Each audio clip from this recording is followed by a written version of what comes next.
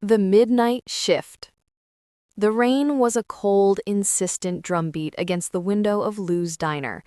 Inside, the air hung thick with the smell of stale coffee and frying bacon, a familiar perfume in the small, worn town of Havenwood, Ohio. It was 3:17 a.m., and Clara was on her third cup of joe, her eyes gritty from the double shift. The late-night crowd was always sparse. A handful of truckers, a lonely state trooper finishing paperwork, and old man Hemmings nursing a perpetual single shot of whiskey. Clara, 22 with a degree she couldn't use yet, moved with the weary grace of someone who understood that life, like a good steak, needed time to cook. She topped off the trooper's coffee, the plastic carafe hissing a little as it hit the almost empty ceramic mug. "Rough night, Officer Miller?" she asked, her voice a low rumble.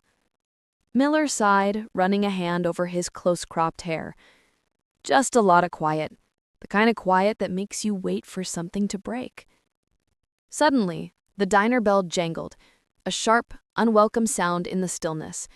A man stood in the doorway, shaking the rain from a heavy, dark coat. He wasn't a local. His jacket was a high-end leather, and his shoes looked too clean for the puddles outside. His eyes, though, were what caught Clara's attention.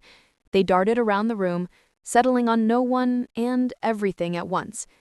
He slid into a booth, his back against the wall, and didn't bother to open the menu. Clara approached, wiping her hands on her apron. "What can I get for you, sir?"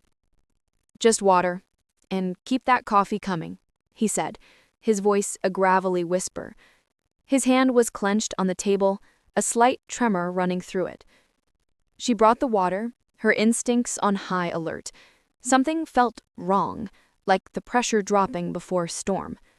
Old man Hemmings, usually half asleep, was now watching the new arrival from under the brim of his hat. 5 minutes later, the trooper's radio crackled to life, a burst of static, followed by an urgent, clipped voice. "Suspect in a black Ford F-150 heading east on Route 40. Armed and dangerous." Officer Miller's head snapped up. He looked at the window, then at the man in the booth, then back at his radio. Clara, without a word, walked back to the counter and flipped the close sign on the door. The sound of the latch clicking into place echoed in the sudden silence.